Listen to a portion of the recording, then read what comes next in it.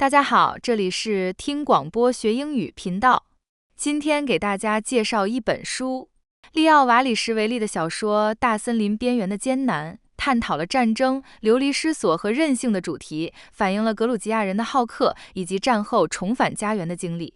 好了，我们来听听这本书的内容介绍吧。Hey, it's NPR's Book of the Day. I'm Andrew Limbong. It is both inspiring and a little scary how well humans can adapt to horrible conditions, particularly children. Leo Varishvili left his home country of Georgia as it was undergoing a civil war, but not before he and his buddies invented a game that involved collecting shell casings on their way home from school. The main character in his debut novel leads a similar life. The book is titled Hard by a Great Forest, and Varishvili spoke to NPR's Scott Simon about it and about how Georgians tend to laugh at adversity because they have to. Leo Varishvili's new novel is about a family that's trying to find themselves again through the thick forests of lost history and, yes, fearsome woods. Saba and Sandro come to London with their father, Irakli, in 1992 as civil war breaks out in Georgia after the fall of the Soviet Union. The author sets the scene from the very first. Where's Eka? We must have asked 1,000 times. Our mother stayed so that we could escape. You see, war trumps most things. You'll find that a volley of AK-47 rounds fired right down your street will override almost any other concern. We heard gunfire by night and saw brass twinkling on the pavement in the morning, as though it had rained shell casings all over Tbilisi. Sounds manageable so far, but when a stray tank shell breaks the sound barrier by a bedroom window, screams on and deletes the corner grocery shop and the entire family living above it, you will begin to make plans. That is Leo Varishvili, whose family came to London when he was 12. His novel is Hard by a Great Forest. Thank you so much for being with us. Thank you for having me, Scott. It's a pleasure. Fair to say a lot of your own experience wound into this novel, isn't it? It's very fair to say, yes. I'm similar to the main character in that I left Georgia not as early. I actually stayed there through the Civil War, but we left in 95 and came to the UK as refugees. And the main character was in the same situation, going back to Georgia. Mm-hmm. He went back reluctantly. I went back willingly. And I didn't have to contend with the escaped zoo animals and so on that go on in the novel. Well, I want to ask about that and so much else. We also want to make plain your mother was able to come, unlike the mother in this novel, but your grandmother couldn't, right? My grandmother I never got to see again. We exchanged letters, obviously, and back then we used to do this thing where we would send tapes, voice recordings, rather than letters.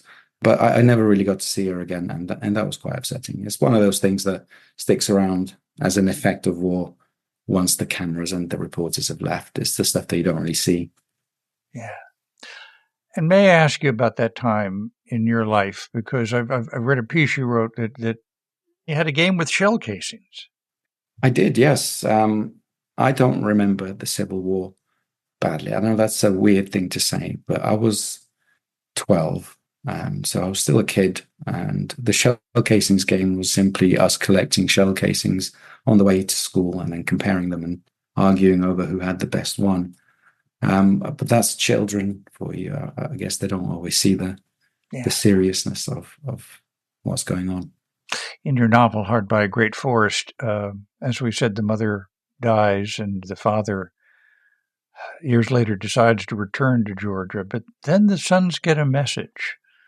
It's pretty blunt, isn't it? It is, and it sets up the central mystery. So the message is essentially, do not follow me. I've left a trail that I can't erase. Do not follow me. So, of course, in the traditional kind of mystery style, they ignore his instructions and follow him. So it's the oldest son that goes and follows him first and finds this trail. And surprise, surprise, he disappears also. So it's up to Saba, who's the youngest son. He's essentially alone in the world at this point. No other family. So he has no choice but to go back to Georgia and find this breadcrumb trail and try and find his father and brother. And tell us about the wild animals that run through the story. It's the strangest part, the strangest element in the book, I think. But it's actually, it really did happen. In 2015, there was a flash flooding in Tbilisi, and the zoo happens to be along the river. Therefore, all the fences were washed away, and literally the entire zoo got emptied into the city. So a lot of the details of the hippo, the wolves running around Tbilisi, and the scary Bengal tiger, which makes an appearance in the novel. I won't spoil anything there, but that all really did happen. So when I saw that article on the BBC, I think it was, I thought, this is too good to pass up. I have to include this. Are we right to see it as a metaphor as well? Someone pointed this out to me recently that I hadn't picked up on it, even though I wrote the damn book myself. But the animals are themselves refugees. So they've been freed from their home. They've escaped their home, and they find themselves in alien surroundings trying to make their way through this city, which kind of reflects the themes of the novel, doesn't it? Yeah. Tell us about your trip back to Georgia. It sounds extraordinary. My first trip, it was like time traveling. We got on the plane. I was fine. I got off the plane and I time traveled into my childhood. I didn't realize how much of Tbilisi and my neighborhood I would actually recognize. I kind of thought I'd go into it like a blank slate and it would all be new to me, but surprisingly, I remembered almost everything. And that freaked me out a little bit, to be honest. And that was the inception of me starting to write this novel, is trying to make sense of it, even just to myself. What about your bus trip, or should I say lack of a bus trip one day? Oh, the lack of the bus trip. It's a perfect summary of Georgian hospitality, which if you look at travel guides for Georgia, they always mention the hospitality of the people of Georgia. But essentially, I was just outside of Tbilisi in a tiny village, and the last bus just didn't turn up. These things happen in Georgia sometimes.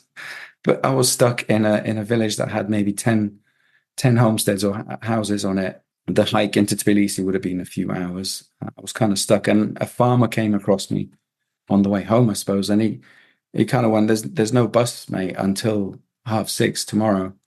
And then just casually motioned me to come with him, as though that was a normal, acceptable thing. And I did go along with him, and I stayed at his house. What I didn't realize is they literally offered me their best food and put me up in this room, which was heated. And I didn't realize that the rest of the house wasn't heated. So they treated me like some kind of royalty, which is a very Georgian thing to do. A guest is a gift from God. That's the proverb that gets mentioned a lot in the novel, and people really do live by that. Yeah.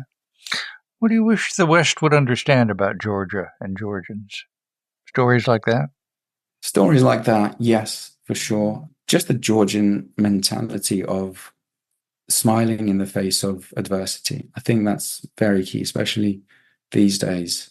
There is a saying in Georgian that if you can still laugh at a situation or a hardship, it hasn't beaten you yet.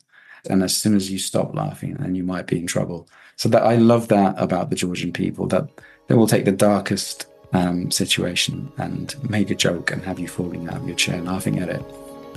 Leo Varishvili, his novel, Hard by a Great Forest. Thank you so much for being with us. Thank you, Scott. Thank you for having me.